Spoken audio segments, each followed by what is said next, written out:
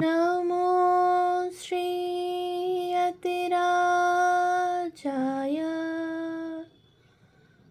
বিবেকানন্দসূরয়ে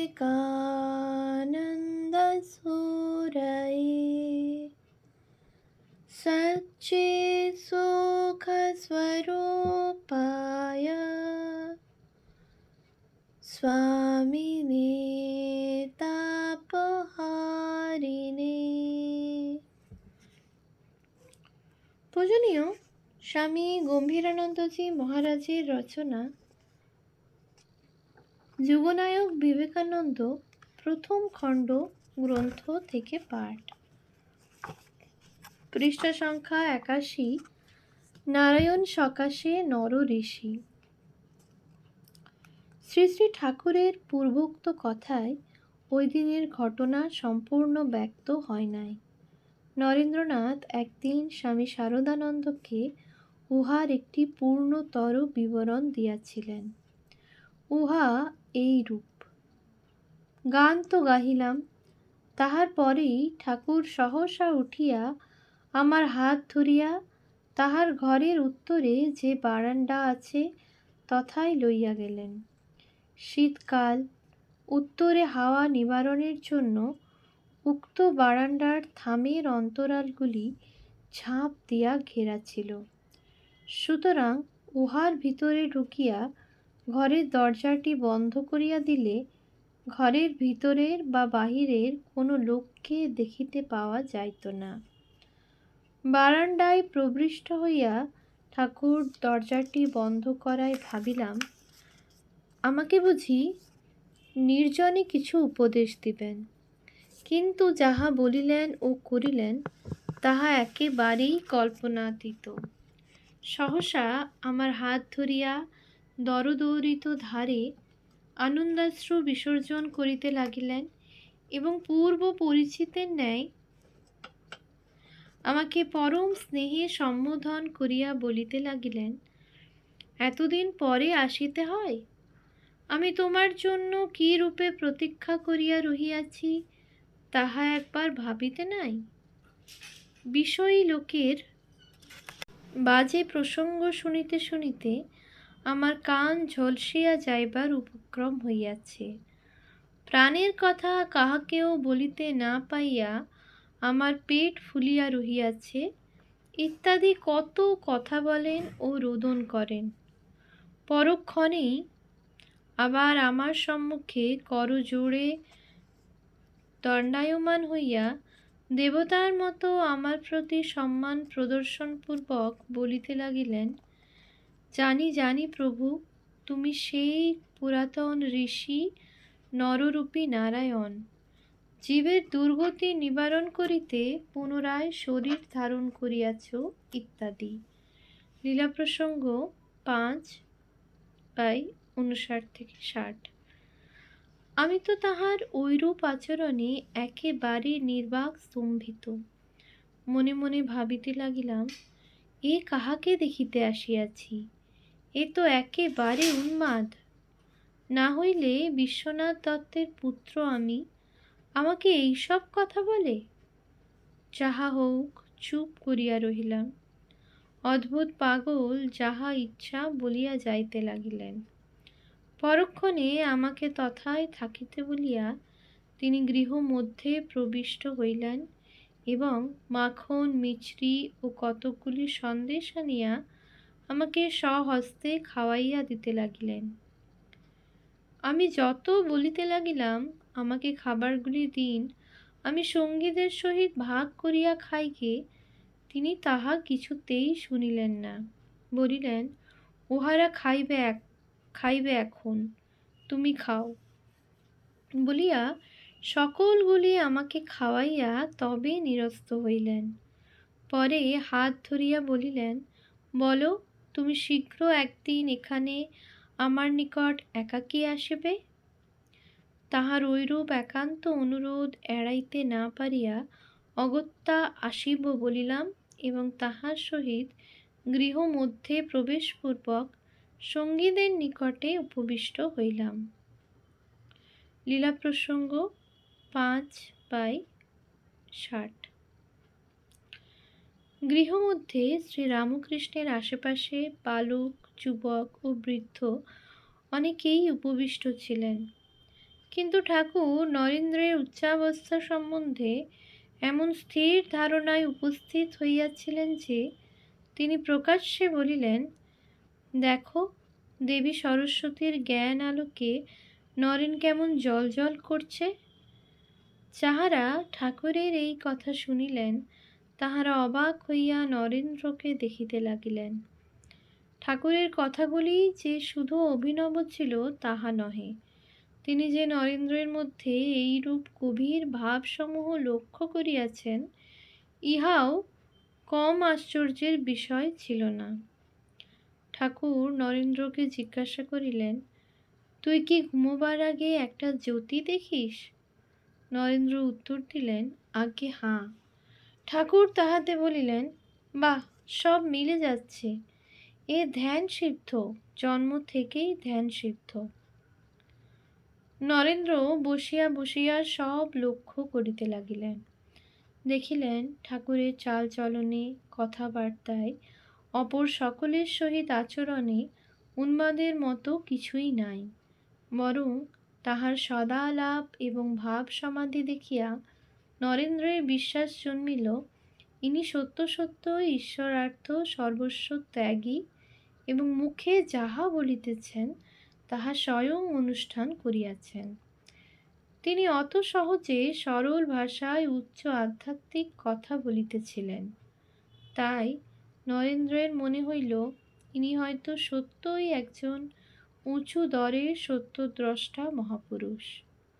অতএব যে প্রশ্ন আজ পর্যন্ত তিনি ধর্মাচার্যগণকে জিজ্ঞাসা করিয়া আসিতেছেন, সেই প্রশ্ন লইয়াই তাহার দিকে আগাইয়া গেলেন এবং জিজ্ঞাসা করিলেন, মহাশয়, আপনি কি ঈশ্বর দর্শন করেছেন? ঠাকুরও তৎক্ষণাৎ উত্তর দিলেন, হাঁ, আমি ঈশ্বর দর্শন করেছি, ঠিক যেমন তোমাদের দেখছি, তবে এর চেয়েও আরও ঘনিষ্ঠ রূপে। তিনি আরও বলিয়া যাইতে লাগিলেন, ঈশ্বর দর্শন হয়, তাকে দেখা যায়, তার সঙ্গে কথা বলা চলে, ঠিক যেমন আমি তোমাদের সঙ্গে কথা বলছি। কিন্তু কে তা চায়? লোকে মাঘ ছেলের শোকে, বিষয় আসরের দুঃখে ঘটি ঘটি কাঁদে, কিন্তু ভগবানের জন্য কে তা করে?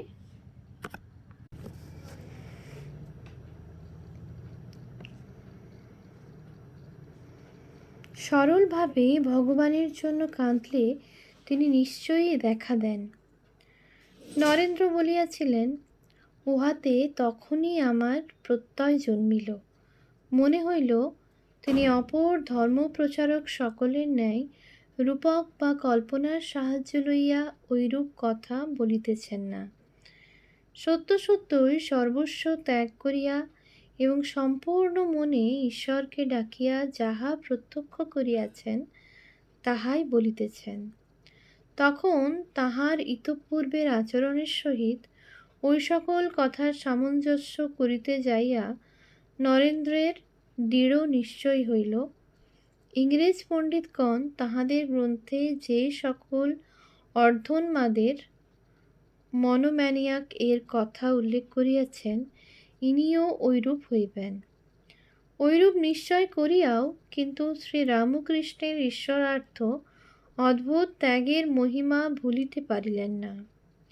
নির্বাক হইয়া ভাবিতে লাগিলেন, উন্মাদ হইলেও ঈশ্বরের জন্য এরূপ ত্যাগ জগতে বিরল ব্যক্তি করিতে সক্ষম। উন্মাদ হইলেও এ ব্যক্তি মহাপবিত্র, মহাত্যাগী এবং ওই জন্যই মানব হৃদয়ের শ্রদ্ধা, পূজা ও সম্মান পাইবার যথার্থ অধিকারী। এইরূপ ভাবিতে ভাবিতে সেদিন ঠাকুরের চরণ বন্দনা করিয়া এবং তাহার নিকট বিদায় লইয়া তিনি কলিকাতায় ফিরিলেন। লীলাপ্রসঙ্গ 5/61-62 পৃষ্ঠা এবং ইংরেজি জীবনী 77-78 পৃষ্ঠা। শ্রীরামকৃষ্ণকে বায়ুগ্রস্ত বলিয়া স্থির করিলেও তাহার সান্নিধ্যে যে দিব্য উল্লাস অনুভব করিয়াছিলেন, তিনি তাহার কোনো যুক্তিসঙ্গত কারণ খুঁজিয়া পাইলেন না। এতগুলি বিদ্বান বুদ্ধিমান ব্যক্তি ঠাকুরের অনুরক্ত ভক্ত, তাহার মুহুর্মুহু সমাধি এবং সমাধি হইতে বুত্থান, তাহার চারিদিকের শান্ত পবিত্র পরিবেশ ও মধুমাখা কথা এবং তাহার সান্নিধ্য প্রভাবে ভাগবত প্রবণতা ইত্যাদি সমস্তই নরেন্দ্রের নিকট অদ্ভুত ঠেকিতে লাগিল। কিন্তু মুগ্ধ এবং আকৃষ্ট হইলেও নরেন্দ্র তাহাকে নিজ জীবনের আদর্শ বা গুরুরূপে গ্রহণ করিতে পারিলেন না। সুতরাং দৈনন্দিন শত সহস্র কার্যে ব্যাপৃত থাকিয়া প্রায় 1 মাস কালের মধ্যে দক্ষিণেশ্বরে পুনর্বার যাইয়া প্রতিজ্ঞা রক্ষার কথা ভাবিতেই পারিলেন না। কিন্তু অবশেষে তাহার সত্যনিষ্ঠা তাহাকে বলপূর্বক দক্ষিণেশ্বরে লইয়া চলিল। কলিকাতা হইতে তিনি পদব্রজে সেখানে উপস্থিত হইলেন। এই দ্বিতীয়বার দক্ষিণেশ্বরে গমনের কথা তিনি নিজ মুখে এইরূপ বলিয়াছিলেন। দক্ষিণেশ্বরের কালীবাড়ি যে কলিকাতা হইতে এত অধিক দূরে, তাহা ইতঃপূর্বে গাড়ি করিয়া একবার মাত্র যাইয়া বুঝিতে পারি নাই। বরাহনগরে দাশরথী সান্যাল, সাতকড়ি লাহিড়ী প্রভৃতি বন্ধুদিগের নিকটে পূর্ব হইতে যাতায়াত ছিল।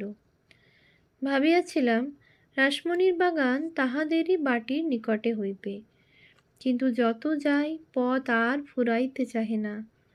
যাহা হোক, জিজ্ঞাসা করিতে করিতে কোনো রূপে দক্ষিণেশ্বরে পৌঁছিলাম এবং একেবারে ঠাকুরের গৃহে উপস্থিত হইলাম। দেখিলাম তিনি পূর্বের ন্যায় তাহার শয্যা পার্শ্বে অবস্থিত ছোট খাটখানির উপর একাকী আপন মনে বসিয়া আছেন, নিকটে কেহই নাই। আমাকে দেখিবা মাত্র সাল্লাধে নিকটে ডাকিয়া উহারই এক প্রান্তে বসাইলেন। বসাইবার পরেই কিন্তু দেখিতে পাইলাম তিনি যেন কেমন এক প্রকার ভাবে আবিষ্ট হইয়া পড়িয়াছেন এবং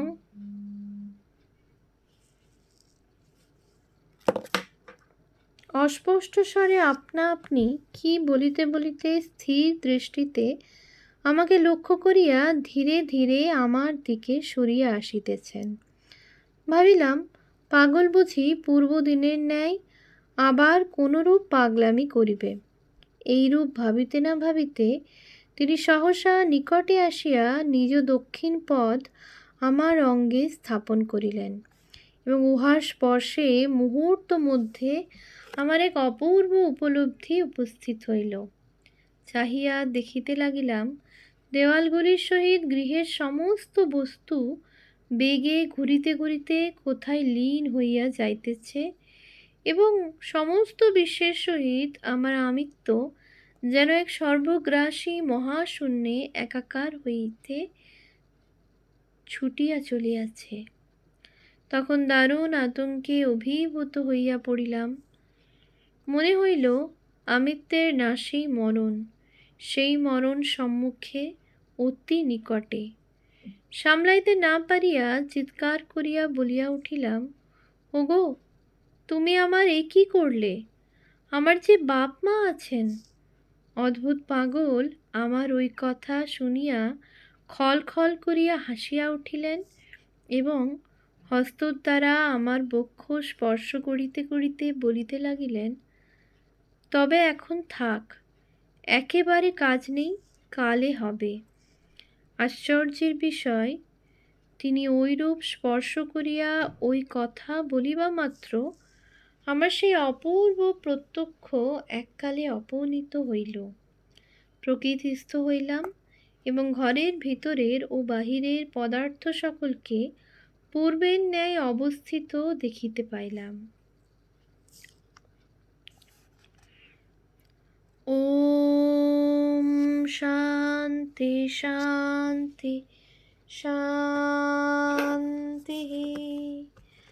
হরি ওম তৎসৎ। শ্রীরামকৃষ্ণার্পণমস্তু।